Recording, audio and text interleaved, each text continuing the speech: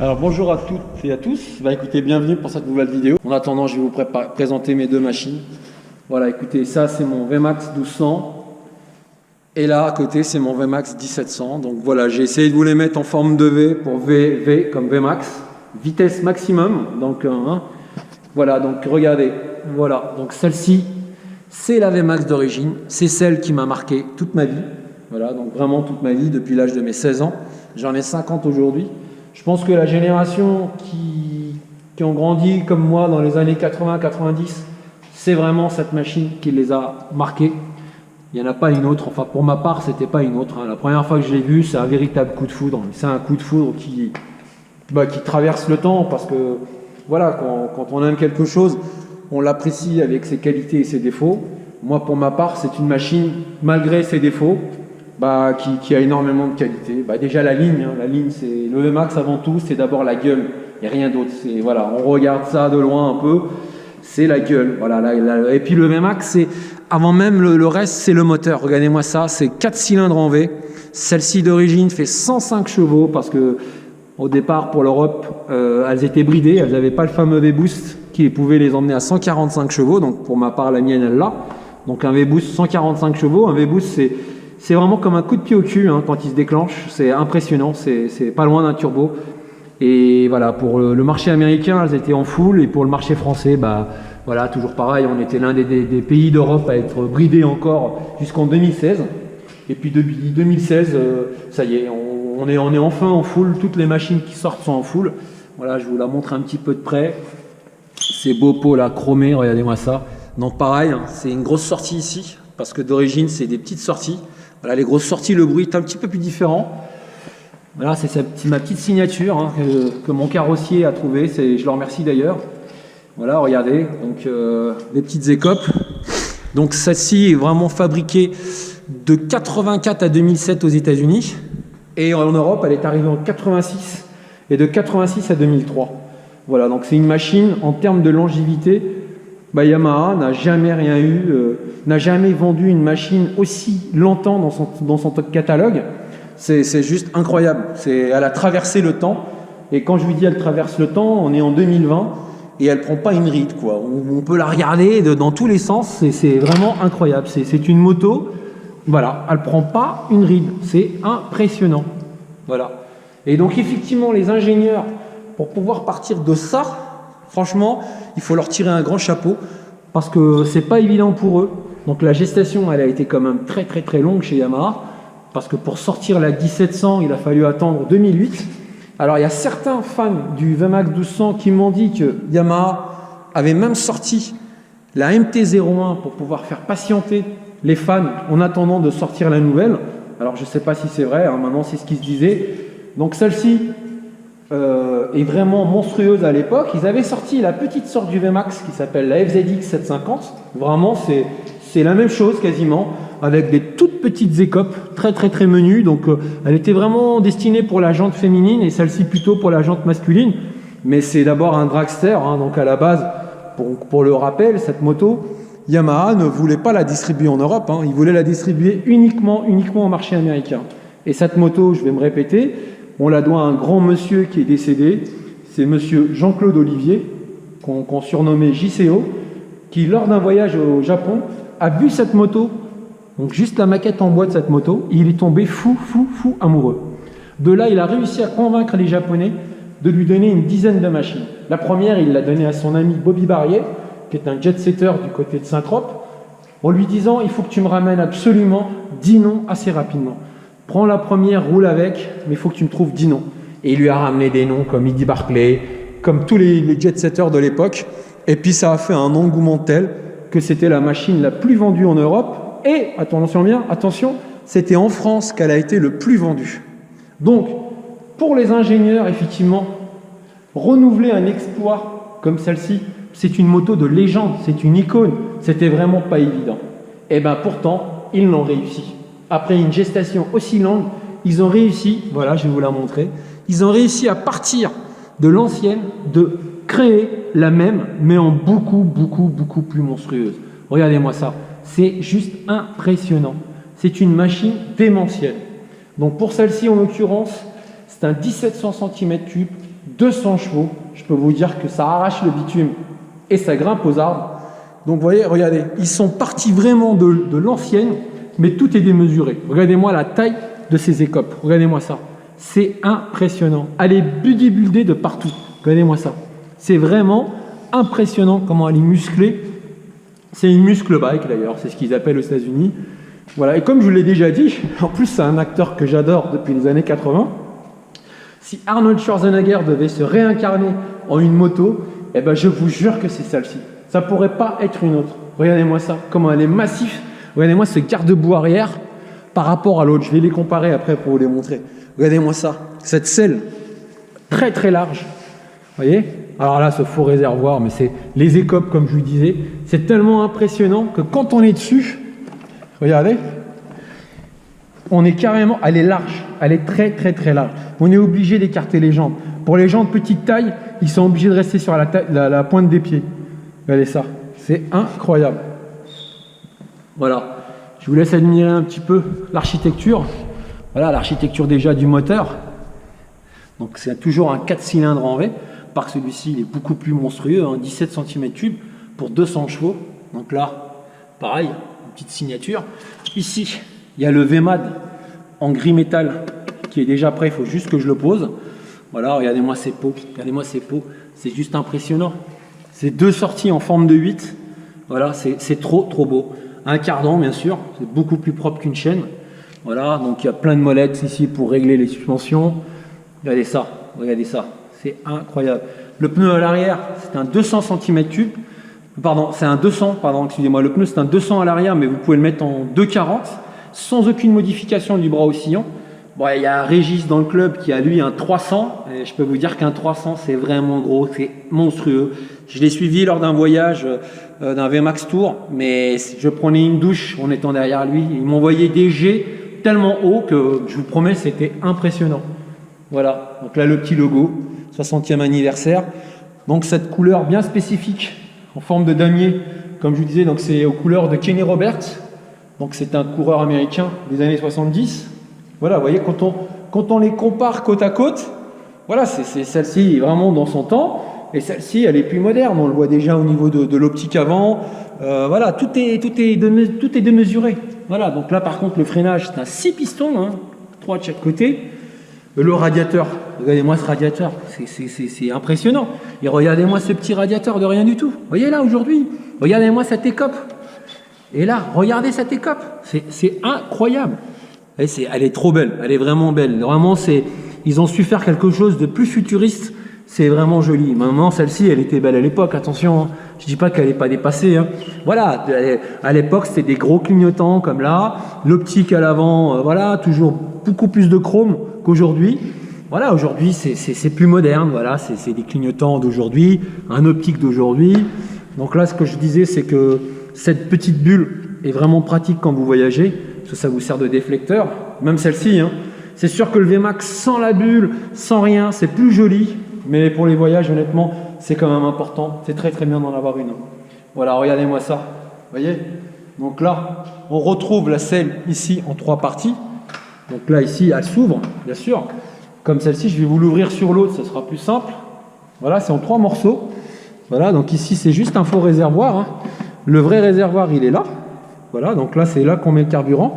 D'ailleurs, je vous dis, hein, beaucoup sont intrigués hein, quand on arrive à une pompe et qu'on met le plein. Voilà, regardez-moi cette selle. Regardez-moi la largeur de cette selle. On est bien maintenu ici. Ça nous sert de dosseret en fin de compte en tant que conducteur. Si on n'avait pas ça, à chaque accélération, on glisserait vers l'arrière. C'est vraiment impressionnant. C'est vrai que ici, le petit pouf, pour le passager à l'arrière, c'est pas terrible. D'ailleurs, la plupart des femmes qui sont au club VMAX le disent. Hein. Et en plus de ça, les cale-pieds, ils les ont posés au-dessus des pots, ce qui est normal. Mais du coup, là, on a l'impression d'avoir les genoux dans les oreilles. Alors Optimal Carbone a fait quelque chose de bien, mon frère d'ailleurs l'a mis, ils l'ont décalé juste ici, ce qui fait que du coup, voilà, on a les jambes un petit peu plus bas et on gêne pas non plus le pilote. Et d'ailleurs je ferai une vidéo prochainement chez eux et je vous montrerai un peu tout ce qu'ils fabriquent pour ces deux belles machines, mais surtout pour le 1700 j'ai l'impression. Hein. Voilà, regardez-moi ça, c'est juste trop beau. Franchement moi je m'en lasse pas. Alors un truc ridicule, c'est que là, ils auraient pu nous faire un klaxon un peu plus puissant quand même, Yamaha, parce qu'on a honte de klaxonner. Honnêtement, on a vraiment honte. Quelque chose qu'ils auraient pu modifier sur celle-ci, qui est vraiment dommage, c'est la contenance du réservoir. C'est un 15 litres. 15 litres, ça veut dire que si on tire dedans, allez, on fait 110 km et la réserve s'allume. C'est vraiment ridicule, c'est vraiment dommage. Et là, Yamaha, ils auraient pu quand même faire un effort pour faire peut-être un réservoir de 25 litres. D'ailleurs, certains l'ont, puisque le réservoir existe. Vous pouvez l'acheter et le placer. Donc, effectivement, il faut tout démonter parce qu'il se met derrière. Ça prend pas mal de place. Donc, il y a des choses ici qu'on doit virer. Le souci, c'est que ça coûte 1 800 € hors taxe. Il y a la main d'œuvre qui coûte très cher parce qu'il faut tout descendre pour pouvoir le placer. Et puis en posant la question chez Yamaha, ils m'ont dit que c'est pas d'origine. Et s'il arrive quelque chose, parce qu'il y en a les premiers, ils avaient un problème de fuite, donc ils avaient des fuites. Et ils m'ont dit que si jamais un expert se rend compte que vous l'avez changé, bah ils peuvent tout simplement pas prendre en charge. Du coup, pour ma part, je ne changerai pas. Voilà, je passerai beaucoup de temps dans les stations-service, c'est vrai, mais c'est pas grave. Tant pis, je préfère la garder complètement d'origine. Et un autre problème qu'ils auraient pu aussi changer, c'est nous mettre une 6e vitesse. Franchement, quand on est en 5e, pour ma part en tous les cas, souvent j'ai tendance encore à chercher la 6e. Ça, c'est quelque chose que Yamaha aurait pu faire. C'est vraiment dommage. Parce que pour le reste, honnêtement, les ingénieurs, je sais pas, ils ont réussi vraiment un tour de force. Vraiment, les ingénieurs de la marque au diapason, on peut leur dire vraiment merci et bravo surtout. Bravo pour cette belle machine. Alors moi, pour ma part, je suis persuadé qu'il y aura une 3e génération. C'est pas possible de tuer comme ça la poule aux œufs d'or. C'est quand même le plus beau modèle chez Yamaha. Pour moi, c'est ça. C'est le VMAX. Le nom, la machine, la puissance, c'est tout un VMAX. Et je comprends pas qu'ils puissent vraiment pas du tout le faire. C'est pas possible. Moi, j'y crois pas une seconde. Je vais un petit peu vous les démarrer. Voilà. On va écouter le 1200. Donc tout est à l'ancienne. Hein. Vous avez ici un starter manuel. Voilà. Donc là, elle n'est pas très chaude encore. Hein. Hop là, on va recommencer avec le starter, c'est mieux. Voilà.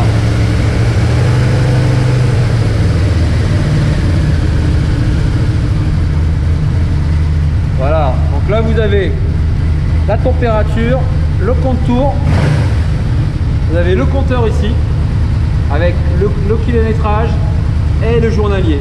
Voilà, là je me suis rajouté une petite montre, ça c'est pour mon GPS. Voilà, après vous avez ici les feux, vous avez ici plein phare ou pas, les clignotants. Voilà. D'ailleurs les clignotants à l'époque sur celle-ci c'est vraiment bien. Quand on l'oublie, il s'éteint tout seul. Alors que sur la nouvelle, non. Là vous avez la réserve pour passer de on. Voilà, quand elle se vide et quand vous avez remis le plein, il ne faut pas oublier de le faire, très important. Voilà.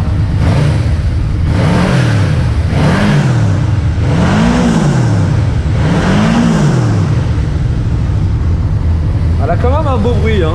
Franchement, déjà d'origine, je trouve qu'elle a un beau bruit. Voilà.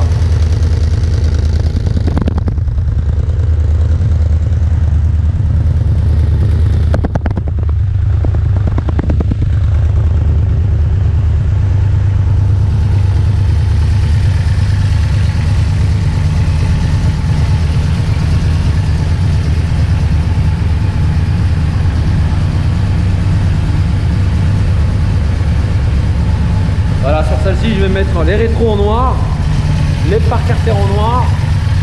Je vais mettre la jante à l'arrière et la jante à l'avant en noir et la bulle en noir. Voilà, pour histoire de... Ah oui, et le feu ici à l'arrière en noir. Mais de toute manière, quoi qu'il arrive, je vais quand même la remettre en carbone. Ça, c'est sûr et certain. Voilà, je vais vous démarrer l'autre. Donc, regardez déjà la clé.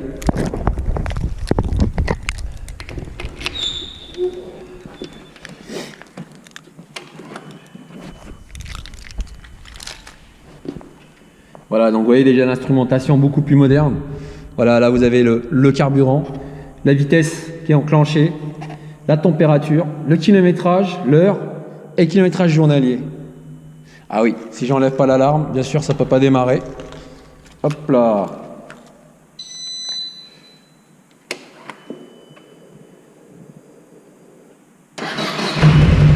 Voilà, le bruit il est un peu plus rock. Vous voyez, donc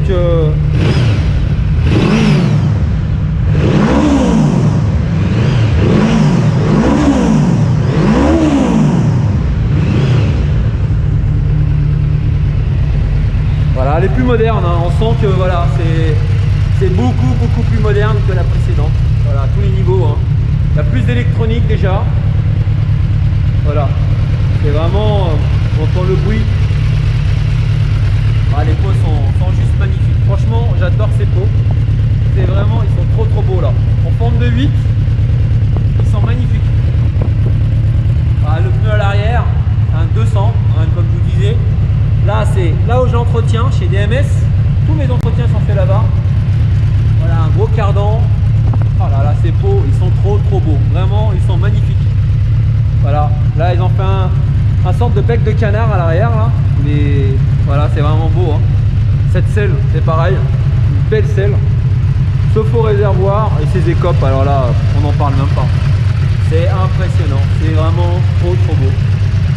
Voilà, vous voyez, donc devant, c'est plus moderne, vous voyez, le feu à l'avant, voilà, c'est...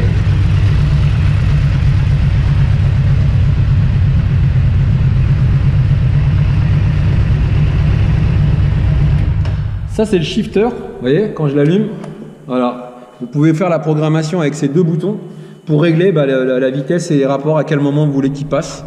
Voilà, c'est vraiment une machine de dragster. C'est une machine de dragster. D'ailleurs, voilà, au championnat de France de dragster, le club VMAX ont gagné vraiment énormément de coupes. Voilà, donc je ferai d'ailleurs une vidéo également sur eux prochainement. Et voilà, vous voyez, regardez-moi ces deux machines, comment elles sont trop belles.